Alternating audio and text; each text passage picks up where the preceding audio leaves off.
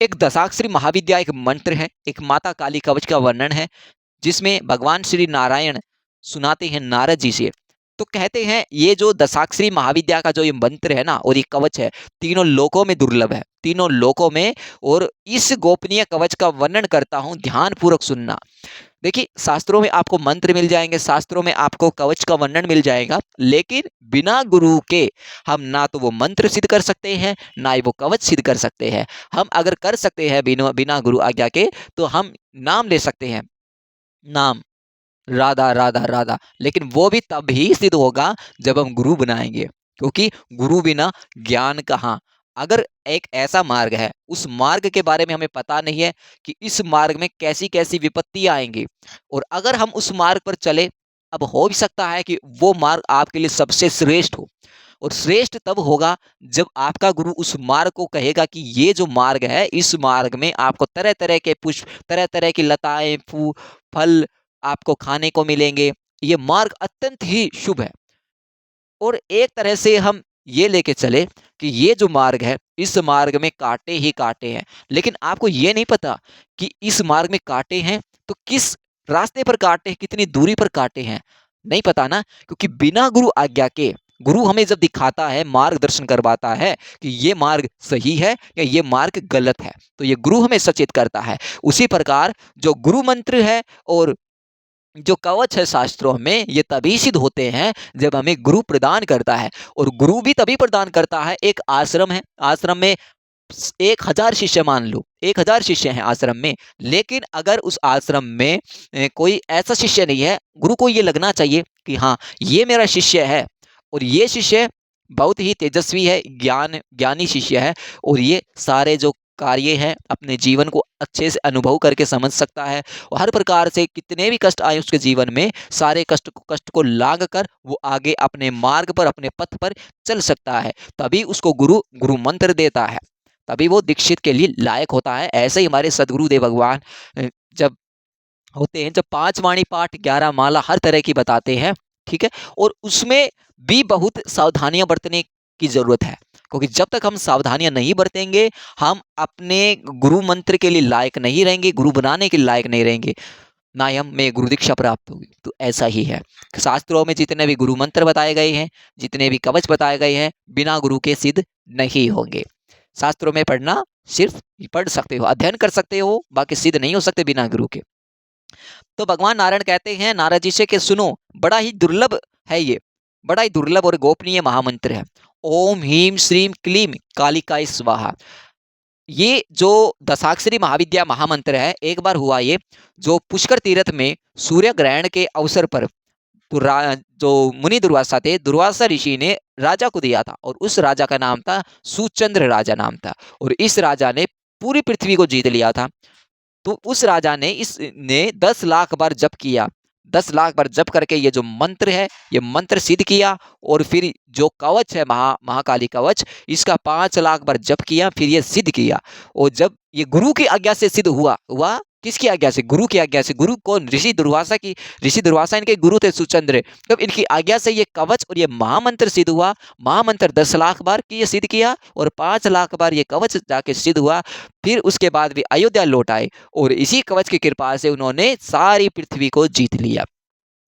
अब नारद जी कहते हैं कि मुझे उस कवच की महिमा के बारे में सुनना है, प्रभु बताइए। तो भगवान कहते हैं कि पहले के समय की जो त्रिपुर वध के भयंकर अवसर पर शिव भगवान की विजय के लिए नारायण भगवान ने कृपा करके भगवान शिव को परम अद्भुत कवच प्रदान किया। भगवान श्री नारायण ने भगवान शिव को यह कवच प्रदान किया।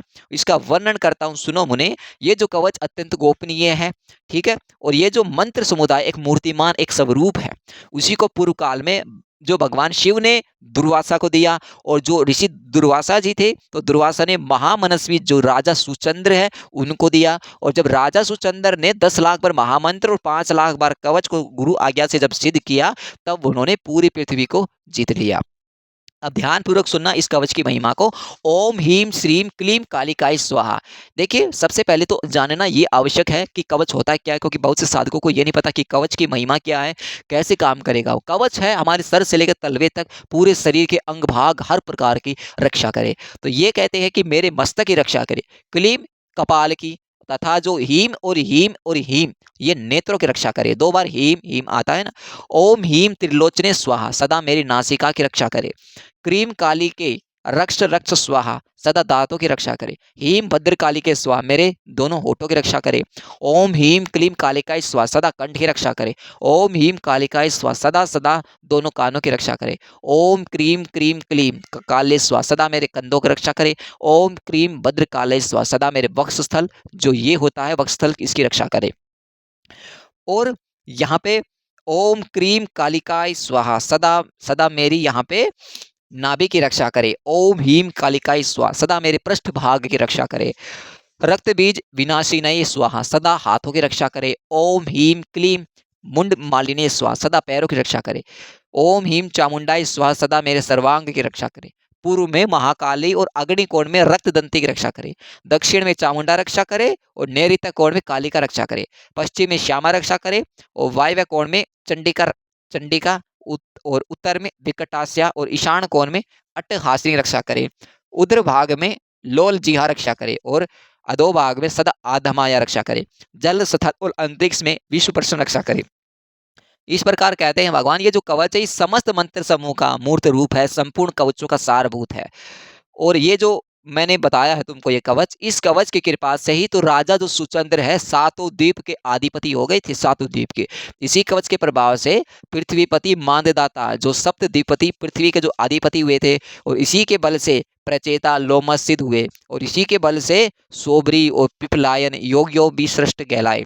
और ये जो कवच जब सिद्ध हो जाता है तो वह समस्त सिद्धियों का स्वामी बन जाता है। सभी महादान तपस्या व्रत हर प्रकार से इस कवच की 16वीं कला के बराबर भी नहीं है।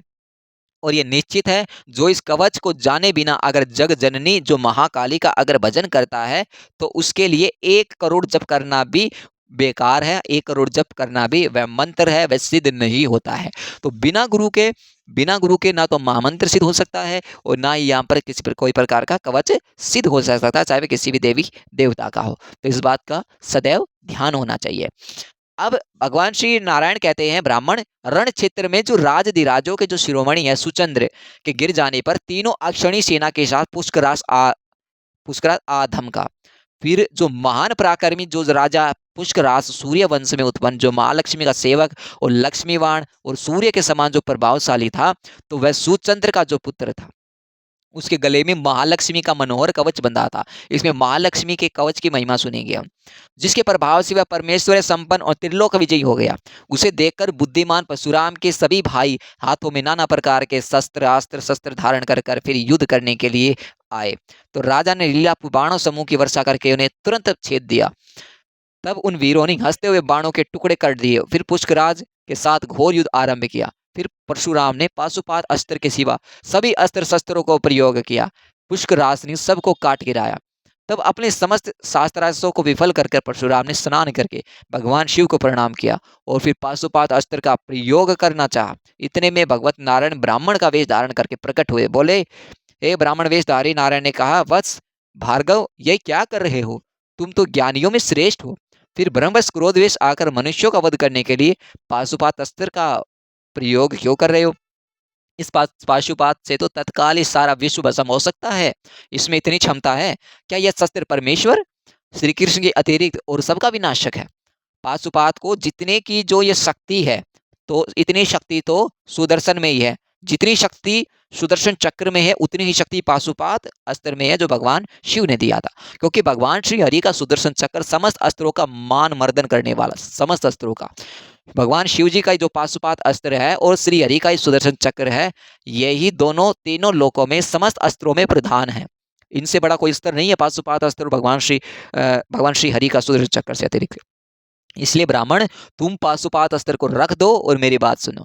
इस समय तुम जिस प्रकार महाबली राजा पुष्कराज को जीत सकोगे और जिस प्रकार अजय कार्तवीर्य पर विजय पा सकोगे, ये जो सारा उपाय तुम्हें बतलाया हूँ सावधान होकर सुनना।